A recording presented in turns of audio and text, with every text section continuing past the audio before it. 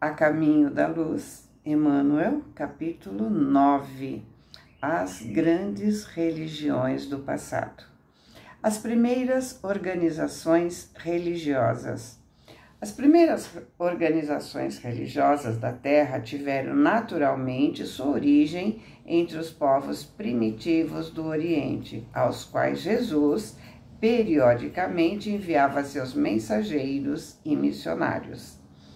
A Índia, a China e os hebreus sempre estavam recebendo profetas, missionários.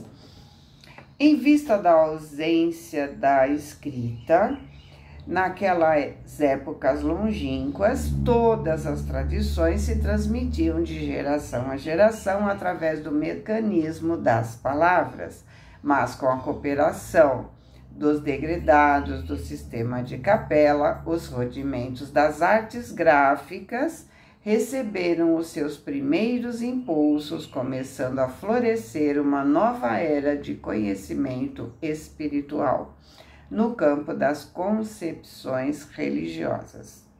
Os Vedas, que contam mais de 6.000 anos, já nos falavam da sabedoria dos sastras, ou grandes mestres das ciências hindu, que os antecederam de mais ou menos 2 milênios nas margens dos rios sagrados da Índia.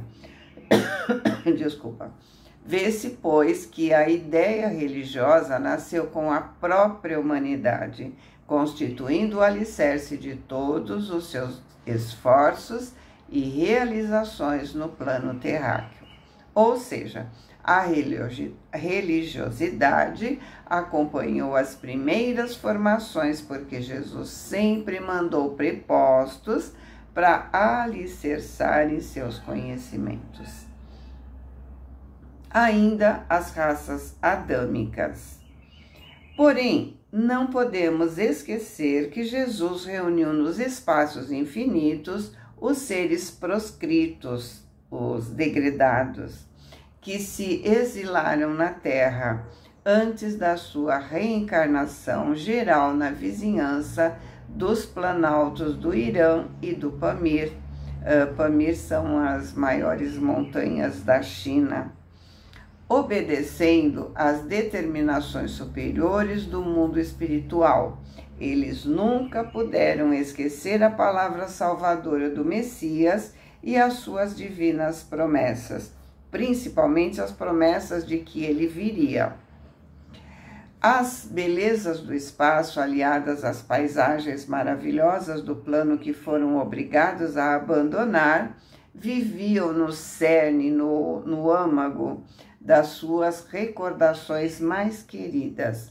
As exortações confortadoras do Cristo nas vésperas da sua dolorosa imersão nos fluidos pesados do planeta terrestre cantavam no seu íntimo as mais famosas hosanas, hinos, cantos de alegria e de esperança. Eram por isso que aquelas civilizações antigas possuíam mais fé, colocando a intuição divina acima da razão puramente humana.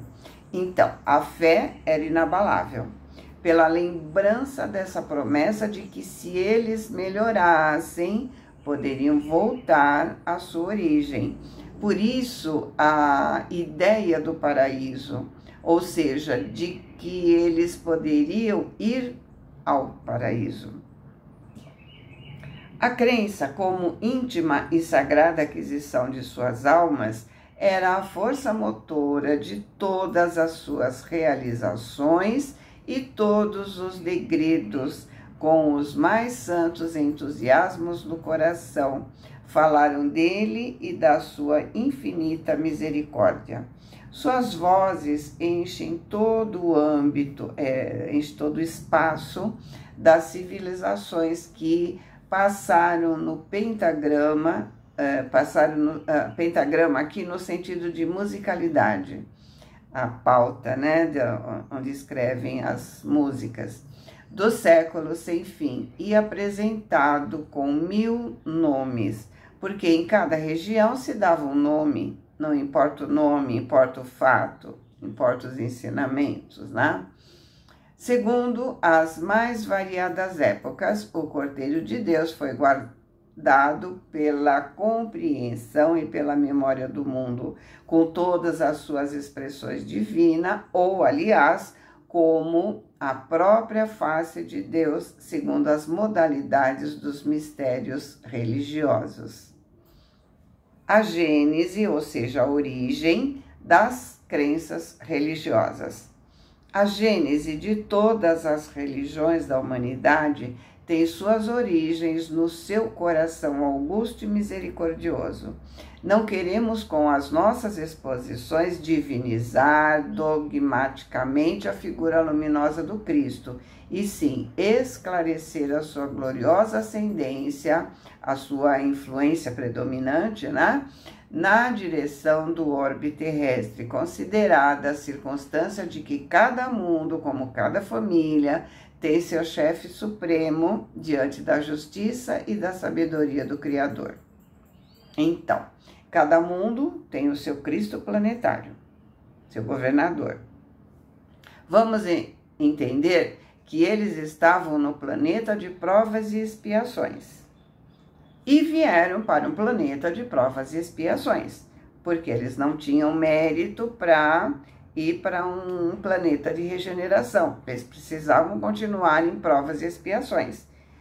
Como ninguém regride, eles vieram para um planeta de provas e expiações. O planeta deles estava saindo, né, de provas e expiações para um planeta de regeneração. Eles ainda precisavam de provas e expiações, então vieram para um planeta compatível, né?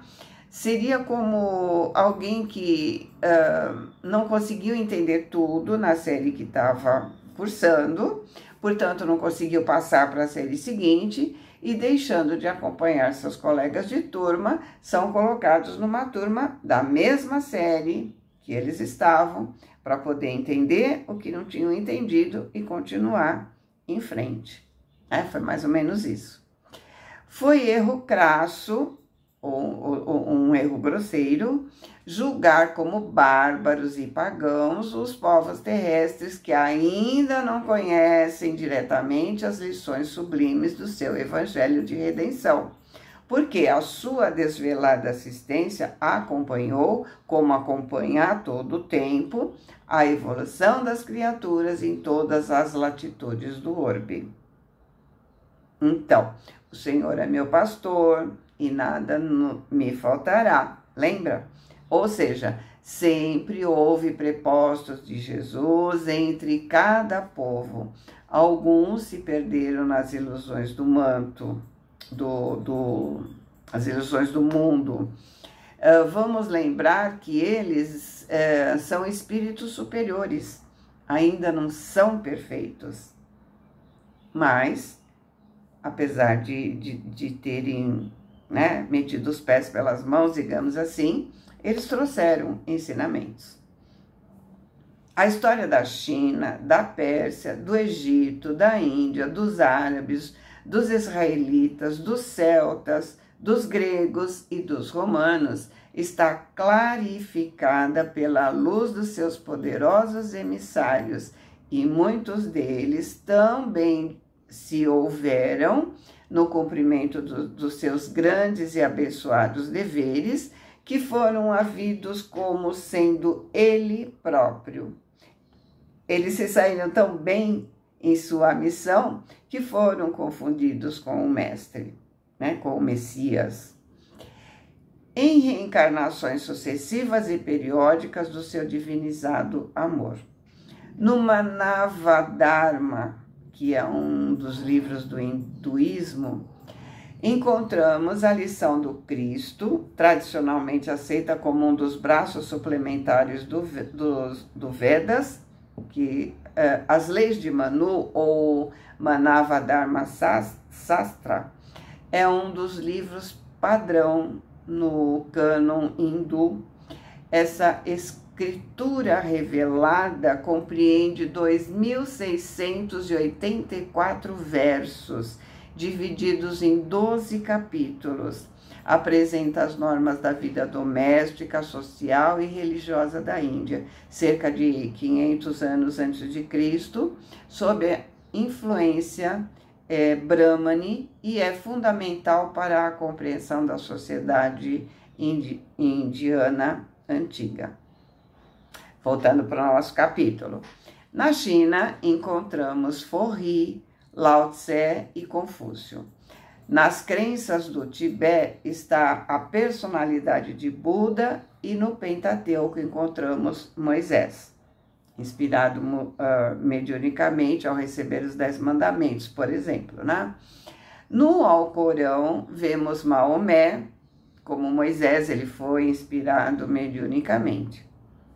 Cada raça recebeu os seus instrutores como se fosse ele mesmo, chegando das resplandecências de sua glória divina. Todas as raças, conhecendo intuitivamente a palavra das profecias, arquivaram a história dos seus enviados nos moldes da sua vinda futura, em virtude das lembranças latentes que guardavam no coração sobre a sua palavra nos espaços, tocada de esclarecimento e de amor. Ou seja, eles reconheciam os ensinamentos. A unidade substancial das religiões.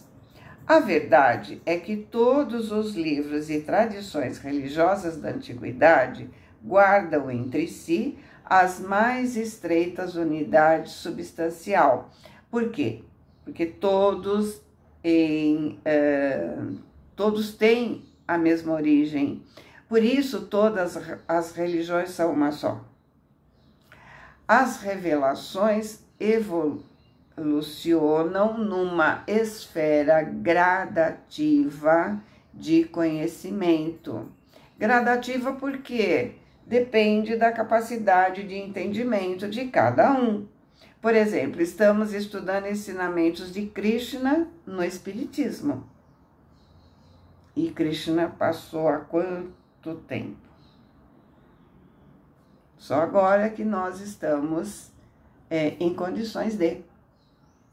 Todas se referem ao Deus não personificável, que é a essência da vida de todo o universo, e no tradicionalismo de todas palpita a visão sublimada do Cristo, esperado em todos os pontos do globo. Os vários povos do mundo traziam de longe as suas concepções e as suas esperanças, sem falarmos das grandes coletividades que floresciam na América do Sul, então quase ligada à China pelas extensões da Lemúria, e da América do Norte, que se ligava à Atlântida. Muitos acham que é mito, Emmanuel está dizendo que elas existiram de verdade, né?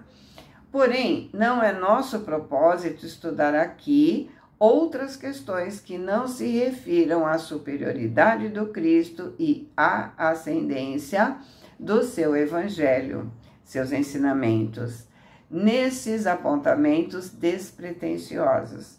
Porém, citando todos os povos antigos do planeta, também somos levados a recordar as grandes civilizações pré-históricas que desabrocharam e desapareceram no continente americano, de cujos cataclismos e arrasamentos ficaram ainda as expressões interessantes dos Incas, que é lá na região do Peru, e dos Aztecas, na região do México, que, como todos os outros agrupamentos do mundo, receberam a palavra indireta do Senhor na sua marcha coletiva através dos augustos caminhos.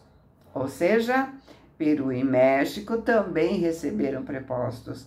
Como Emmanuel disse, ninguém ficou sem receber ajuda, sem receber ensinamentos. A cultura que foi destruída pelos espanhóis era riquíssima. Nós vemos conceitos idênticos aos mais conhecidos nossos. Mudam os personagens, mudam os nomes, mas o conteúdo é o mesmo. Eles também tiveram conhecimentos fantásticos de engenharia, agricultura, entre outros. A gente percebe, né, nos caminhos deles um caminho árduo para chegar a determinadas regiões, com bolsões de vegetação, onde eles podem se alimentar, podem descansar para continuar o seu caminho. E isso foi feito há quantos anos e anos atrás. Então, eles trouxeram um conhecimento de engenharia muito grande. As revelações gradativas. Até a palavra simples e pura do Cristo, a humanidade terrestre viveu etapas gradativas de conhecimento e de possibilidades na senda das revelações espirituais. Até a chegada do Cristo, a humanidade foi aprendendo de forma compatível à sua capacidade de entendimento. Os milênios, com as suas experiências consecutivas e dolorosas, prepararam os caminhos àqueles que vinham, não somente com a sua palavra, mas principalmente com a sua exemplificação salvadora. Cada emissário trouxe uma das modalidades da grande lição de que foi teatro à região humilde da Galileia. Ou seja, trouxeram a modalidade que o povo estava precisando. É por esse motivo que numerosas coletividades asiáticas não conhecem a lição direta do Mestre, mas sabem o conteúdo da sua palavra em virtude das próprias revelações do seu ambiente, e que se a boa nova não se dilatou no curso dos tempos, pelas estradas dos povos, é que os pretensos missionários do Cristo, nos séculos posteriores aos seus ensinos, não souberam cultivar a flor da vida e da verdade,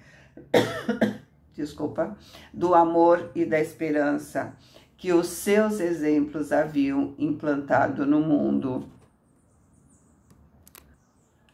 abafando-a nos templos de uma falsa religiosidade ou encarcerando-a no silêncio dos claustros.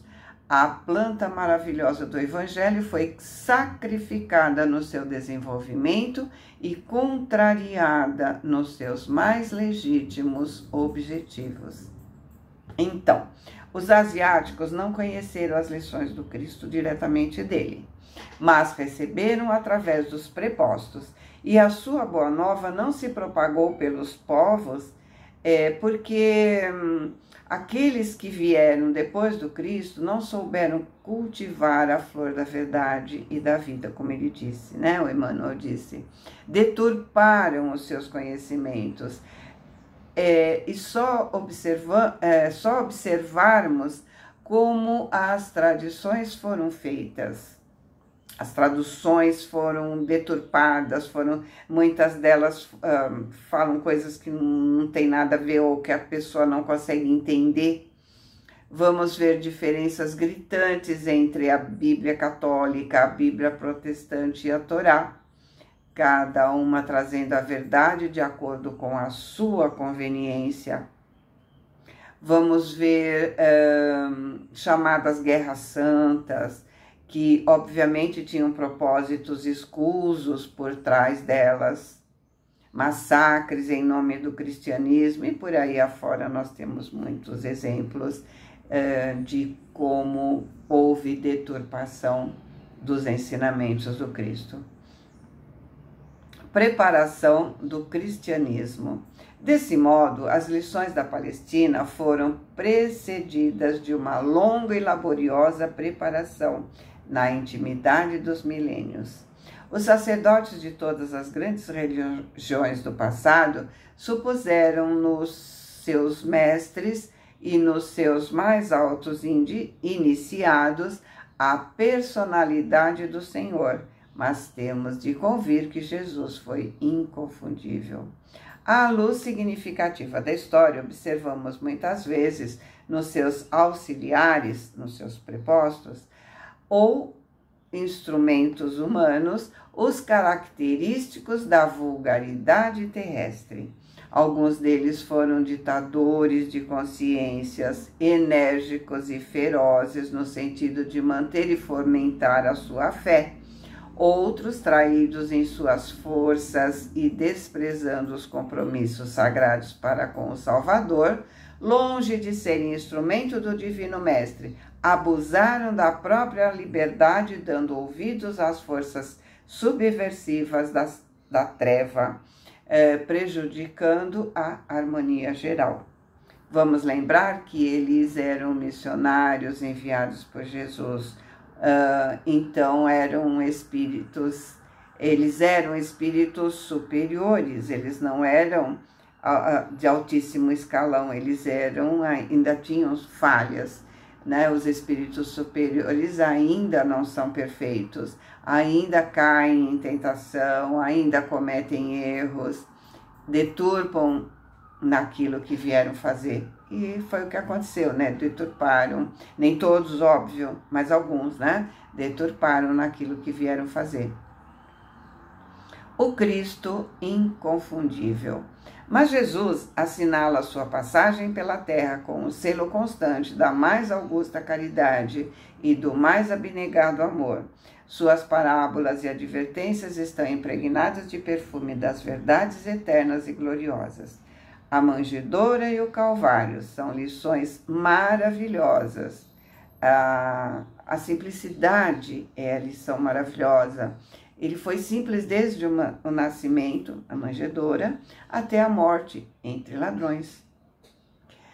Cujas claridades, ele estava dizendo aqui, né, que a manjedoura e o Calvário são lições maravilhosas, cujas claridades iluminam os caminhos milenários da humanidade inteira e, acima de tudo, seus exemplos e atos constituem um roteiro de todas as grandiosas finalidades no aperfeiçoamento da vida terrestre.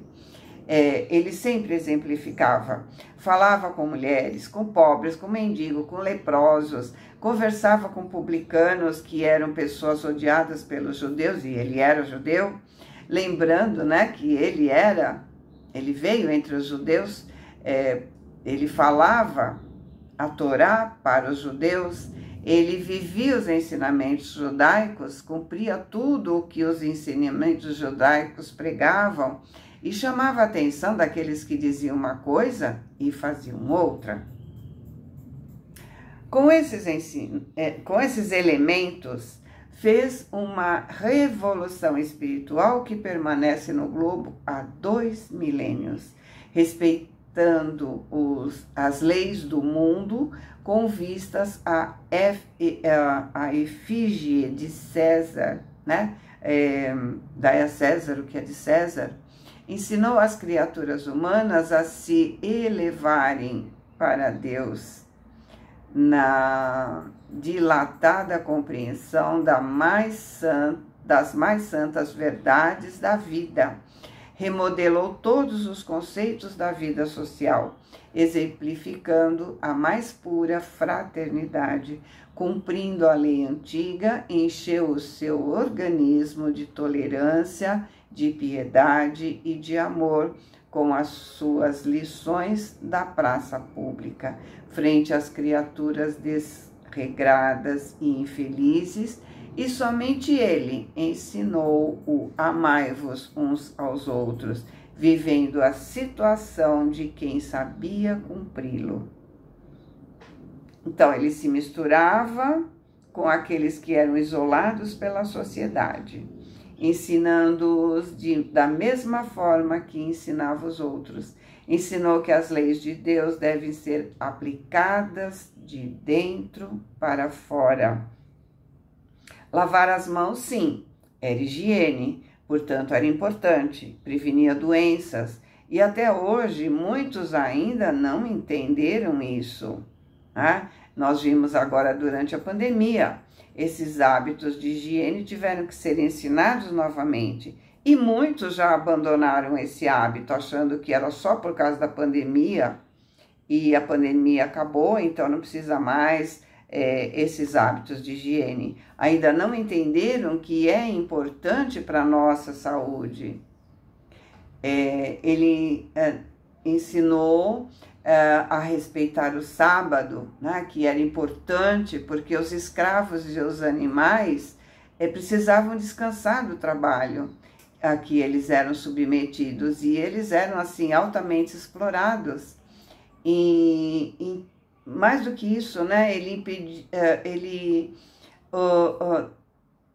impedia de amar o próximo no sábado.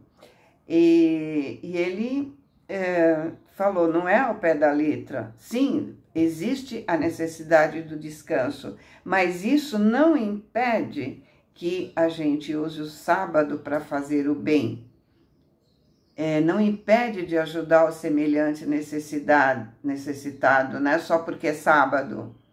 Então, ele veio trazer o amai-vos uns aos outros. Os espíritos incapacitados de o compreenderem podem alegar que as suas fórmulas verbais eram antigas e conhecidas, porque todas estavam na Torá. Mas ninguém poderá contestar que a sua exemplificação foi única, até hoje, na face da Terra. A maioria dos missionários religiosos da antiguidade se compunha de príncipes, de sábios ou de grandes iniciados que saíam da intimidade confortável dos palácios e dos templos, mas o Senhor da semeadura e da seara era a personificação de toda a sabedoria, de todo o amor, e o seu único palácio era a tenda humilde de um carpinteiro, onde fazia questão de ensinar à posteridade que a verdadeira aristocracia deve ser a do trabalho, lançando a fórmula sagrada definida pelo pensamento moderno como o coletivismo das mãos, aliado ao individualismo dos corações. Síntese social para a qual caminham as coletividades dos tempos que passam e que, desprezando todas as convenções e honrarias terrestres, preferiu não possuir pedra onde repousasse o pensamento dolorido, o desapego, a fim de que os seus irmãos aprendessem a lição inesquecível do caminho, da verdade e da vida. Quando a gente estava falando do ensinamento que eles não entenderam, né? Eles entenderam assim, de fora, né? De fora para dentro e não de dentro para fora. Vamos lembrar que um dos principais ensinamentos de Jesus é o do sacrifício. Nós precisamos sacrificar o orgulho, por exemplo. Mas como não entendemos ainda e é mais fácil jogar para o externo, ao invés de interno, né? Então nós entendemos que devemos sacrificar crianças, animais, e foi isso que foi feito, né? Eles tinham os templos de sacrifício, ao invés de sacrificar o orgulho, a vaidade e tantas outras coisas que ainda não sacrificamos. Quanta coisa para pensar, né? Boa semana, fiquem com Deus, amo vocês.